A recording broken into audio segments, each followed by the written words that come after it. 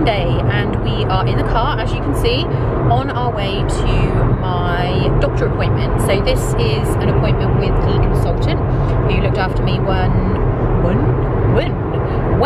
I was in hospital, and this is the appointment that's been brought forward to see whether or not I can stop the horrible steroid treatment that I'm on.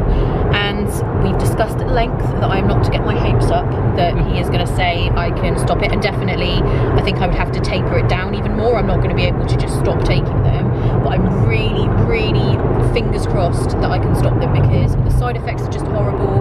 I hate them. Like the swelling in my face and my body, I just can't bear it. So I'm really hoping that I'm going to be able to stop taking them. And also there are long-term like health problems associated with taking steroids for too long. So yeah, really am hopeful that I can stop taking them. Also, I do have some other questions for him just about general stuff. So yeah, it's good that this appointment got brought forward. I would ask him if I could film in there, but this doctor I have, there is no way he's going to say yes to that. I'm just going to put that right out there. He is old school, let's say. That's exactly the phrase I was thinking. Yeah, so he's not going to be okay with that. So otherwise I actually would be cool, like, with you guys listening in on some of it, but he won't be, so that's that. And also, in way more exciting news than that, just before we came out, we hit 1 million views on Disney in Detail, my other channel. I can't believe it. That is so crazy. Those are the kind of numbers that you just can't really get your head around at all. Like, I knew I was coming up on that many views, but it just still, when you actually get to it, you're just like, blows your mind. So we are probably, oh, this is very bouncy, sorry, crazy road surface. We're also late, so that's why we're in a bit of a rush. That was my fault entirely. Ian was ready to leave and I was not. Well, so it's also the fault of the person who crashed on the way to work. Yeah, there was an accident, which if that hadn't have happened, we would have been fine, but obviously poor person, so we won't be mad at them. So I'm so sorry this is so bouncy. This road is like absolutely terrible. Oh my goodness. Right, sorry.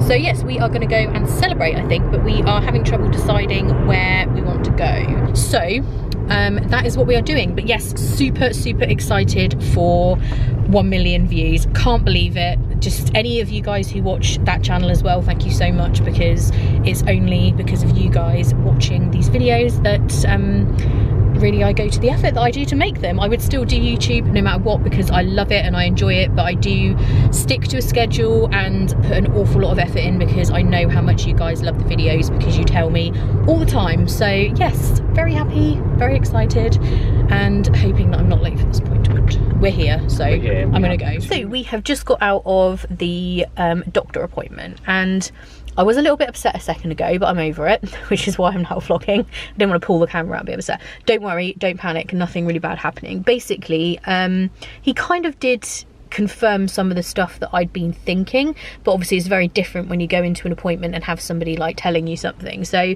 basically he said that there is obviously still reduced sensation in my legs, and not reduced strength, I think he said, like the stiffness in my legs, which is a problem. Just reduced function. Reduced function in my legs, basically. He basically said he can tell from the examination that that obviously is the case, and by this point, if that's not significantly improving, which it isn't, I'm not expected to completely recover that. Now that does not mean that exactly how it is right now is exactly how it will stay. There are a lot of other things that obviously I've started my swimming and things like that, so there's a lot of things that will affect how well I feel and how well I can use my legs. But basically what he's saying is to expect that they're not just going to completely go back to normal, which is what I've been thinking. And the other thing, which is actually what upset me, which is not my legs, funnily enough, the tight band-like pain that I experienced around my middle, which I've obviously explained to you guys before, that really hasn't changed since I left the hospital. I've got a little bit of feeling back in my left side, because the left was also always a lot worse than the right. The left has started to come back a little bit, and I think both of them are probably a little bit better, but not anything significant. And the impression I got from him is that again probably won't completely come back. Again, that doesn't mean that once I'm off the steroids and I don't have the swelling, obviously that in itself will probably make it feel a bit better. And again, with the swimming, that's kind of exercise for all over your body, so that may help. But he did basically say, didn't he? Yeah, I mean, the way he put it was, the longer something stays a certain way, the less likely it is that it's gonna change. Yeah. So, you know, you've obviously made loads of improvements since you came out of hospital. Sure. You know? Yeah. But things have slowed down, and we were told to expect that. Yeah. But he seems to think we're getting to a point now where if they don't continue to improve, they probably won't. Yeah. So that's, you know, that's something that we have to figure out how to deal with. But it's, you know, we just keep counting our blessings that you've recovered as much as you have. Yeah. Because at the end of the day, when you came out of hospital, we didn't know if you were going to be able to walk properly again. Exactly. You can walk, you know. So it's, you know, we're looking for silver linings, but overall it was, you know, he's basically saying that it's looking more and more like this could be almost as good as it gets. Yeah. So, and like we were just saying, that doesn't necessarily mean that, in the sense that obviously the more exercise you're doing and the better you feel, the better I'm going to feel, and the more easily I'm going to be able to function. So even if my body stays the same, there's still a lot more things I can be doing to make myself feel better. For one thing, getting off the steroids and seeing where I am with that, getting rid of this swelling and all kinds of things. So although it sounds a bit dramatic, like, oh my God, I'm not going to improve anymore, that's not the case. I definitely will improve, but the actual physical problems that I have with my body may not, but there's definitely things I can do to improve how I feel. But that was the thing that upset me, was just the pain, not pain, I do sometimes get a bit of pain, but the feeling around my middle, that's what makes me uncomfortable. So right now when I'm sitting in this chair, because my butt and my back, the lower part of my back are completely numb, it's uncomfortable. It doesn't feel like your back is making contact with whatever it is. That's the only way I can describe it. And obviously when you're laying down in bed, it's even worse. So that was the part that upset me, because that is the most difficult thing, and that is the part of it that makes me the most uncomfortable. It's sort of like you could be laying on a mattress, but you feel like you're laying on, you know, a bunch of Lego bricks or a bunch of rocks sticking out, because you can only feel it in certain parts of your back and you're like your butt and your legs. Yeah. And so I think that's the most annoying thing for you. Maybe annoying is not a strong enough word, but that's kind of the worst part of it for you, is you feel like you're never going to be comfortable again. Exactly. I'm getting used to it, and I think the more and more years that go by, you almost will forget what it felt like before, and it would just become normal, which is, you know, not a great thought, but it's a lot better than now when I'm feeling like I'm uncomfortable all the time. In 5 years I might barely even think about it, which is hopefully what will happen. But yeah, that was kind of a bummer, and to be honest with you, I didn't really need him to tell me that. That's not really improved hardly at all since I left the hospital. So I was even thinking myself, like, how is this suddenly going to get better? Even doing exercise, obviously you can do sit-ups and stuff, but what is really going to make a difference to that? And honestly, probably nothing. So I think I did know that was kind of the case, but obviously someone telling you is always different, isn't it? But and you know, I mean, we've just talked about it sat here in the car. You've got to remember that he's not saying that it's impossible for you to recover further.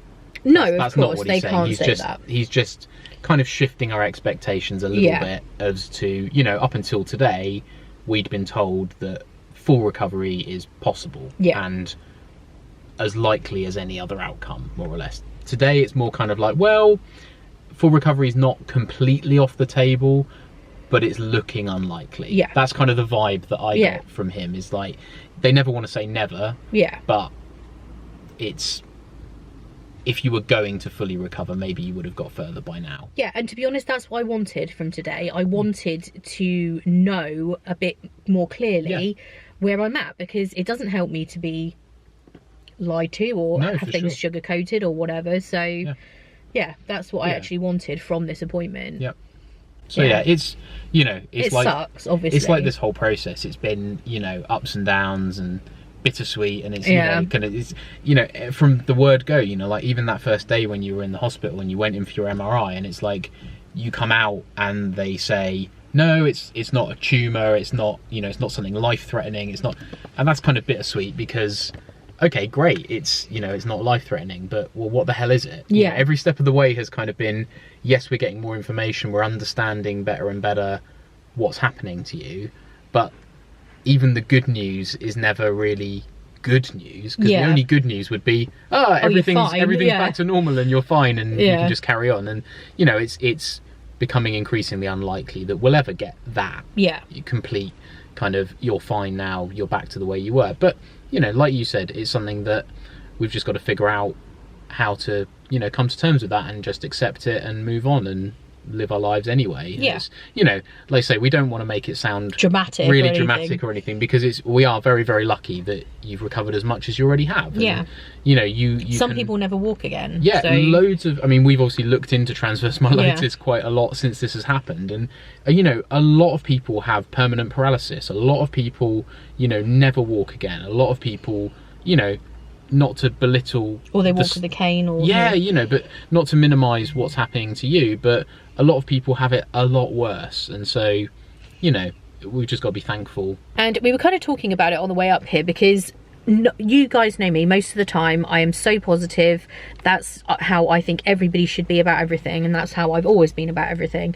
And sometimes obviously it's helpful for Ian to like offer advice, or try and like, I don't know, if I'm having a bad day, try and say stuff to like, you know, help me out. But sometimes you just want somebody to just join you in saying, you know what, this freaking blows so much. Like sometimes you just want somebody to join you in that and then you can just, okay, be like, right, fine, moving on, let's get back to being positive and everything else. But yeah, that's basically what's up. And we are gonna go celebrate now, because these kind of appointments suck and we don't really want to be told negative things. So yeah, we are gonna go and do that, decide where to eat. Decide some dinner, I think the accident's cleared according to the sat nav, so that's at least good. And I'm probably gonna have a drink because I feel like I need one now.